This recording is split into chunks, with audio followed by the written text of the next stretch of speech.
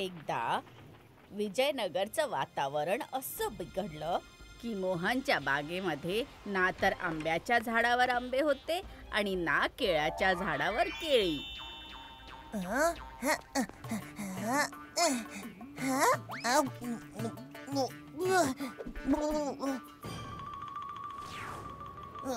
केळं कुठे गेलं? बाबा, मला केळी खायची आहेत, आंबे खायचे आहेत. फळं विकण्याच्या व्यतिरिक्त कमाईचं मोहनकडे इतर कुठलंच साधन नव्हतं. त्याने मेहनत मजुरी करायचा निर्णय घेतला. इंधनाशिवाय तर गाडी चालत नाही. मग तहानलेला भुकेला मोहन कुठपर्यंत चालणार होता? नाही. अरे अरे अरे अरे अरे, पै पै जोडून तू हे काय केलास? चक्कर आली होती शेठ मला. अरे तुझ्या चक्कर मध्ये माझी साखर उद्ध्वस्त झाली. चालता हो पै पै जोडून. शेठ, माझी मजुरी द्या ना. अरे तुझ्या मजुरीला घाल चुलीत. नुकसान करून वर मजुरी मागतोयस. अरे जा बाबा, पै पै जोडून जा, चालता हो.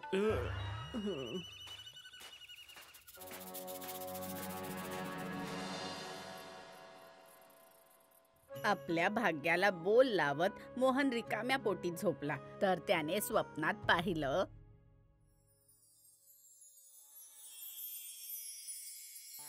भाग्याची देवी तुझ्या सगळ्या मनोकामना पूर्ण करेल.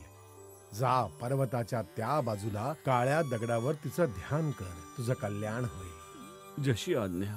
तथास्तु.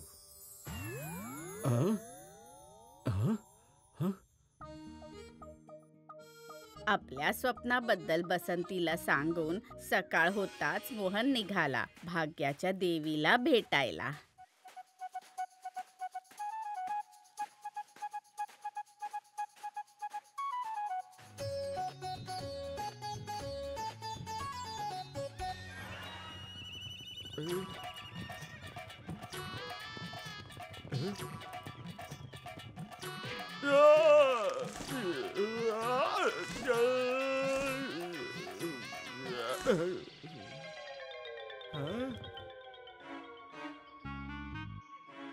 भाग्याने मोहनकडून बरंच काही हिसकावून घेतलेलं. आता कोणी चणे हिसकावून घेणे हे मोहनला मान्य नव्हतं.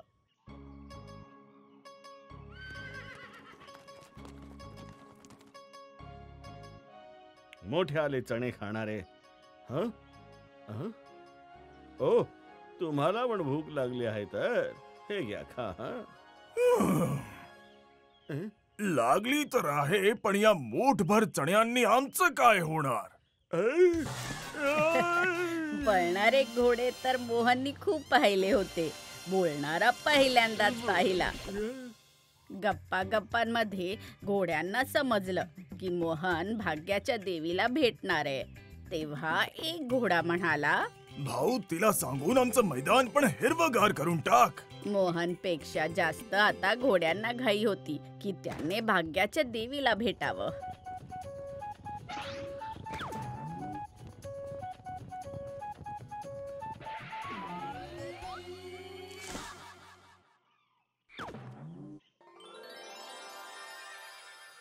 चला, येतो मी.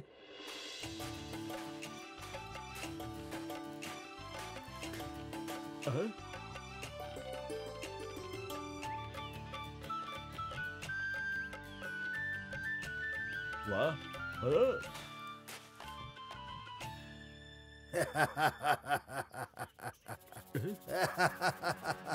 अरे, हसण्याचा आवाज.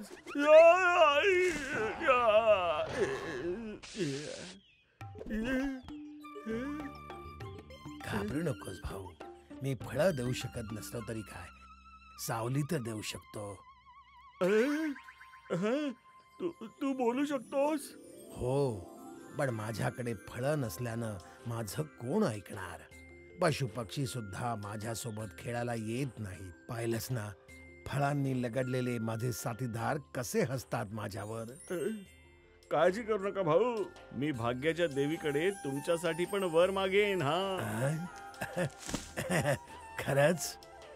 हो, आता मला सोडून दे, खूप लांब जायचंय. लांब जायचंय तर हे घे. अरे मी सोडायला सांगितलं होतं, फेकायला नाही.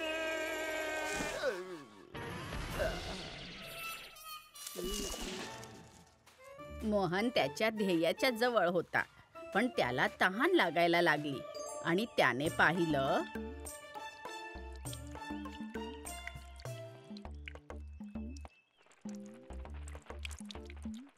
ओ प्रवासी, हे पाणी आमच्यासाठी सोडून दे. इथे पाण्याची खूप टंचाई आहे. बोलणारे घोडे बोलणाऱ्या झाडाला भेटायला मोहनला चिमण्यांचं बोलणं काय हैराण करणार होतं. काळजी करू नका चिऊताई, मी भाग्याच्या देवीला सांगीन की इथे पुन्हा झरा वाहू दे. हा, चिमण्यांना होकार आणि आपल्या जवळील पाणी देऊन मोहन त्याच्या ध्येयापर्यंत पोहोचला आणि भाग्याच्या देवीचं ध्यान करायला लागला.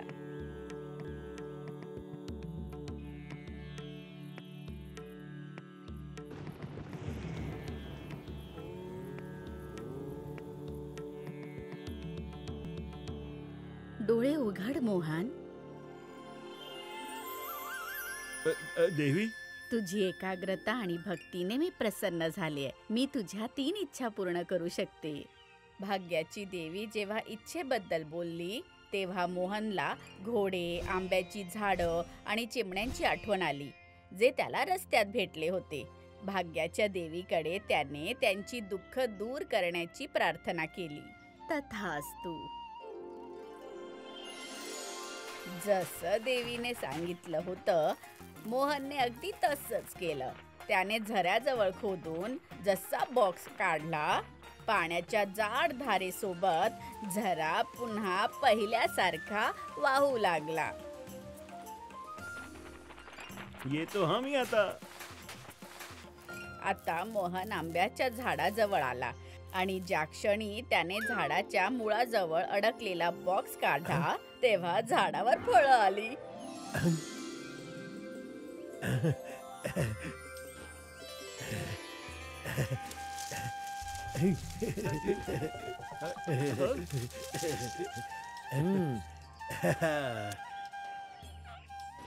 धन्यवाद मित्रा. भाग्याच्या देवीने सांगितलं होतं की जर साफ मनाचा कोणी माणूस मैदानात ठेवलेला चौकोनी दगड जर बाजूला करेल तर मैदान पुन्हा हिरवगार होऊन जाईल. साफ मनाचा माणूस कुठे मिळेल? हा दगड तूच का नाही हटवत? घोड्यांच्या हट्टाखातर मोहनने घाबरतच दगड बाजूला केला.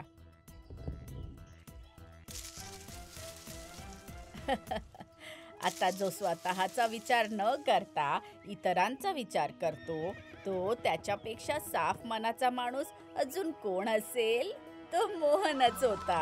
धन्यवाद मित्रा.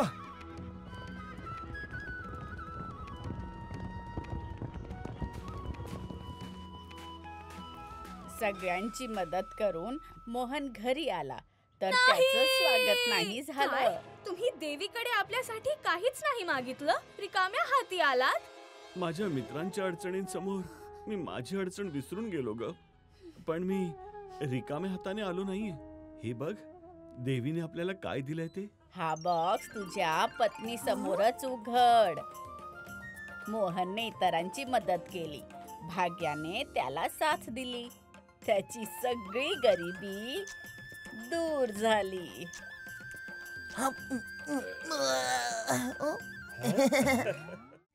If you like this video, subscribe to our channel Murthy Media.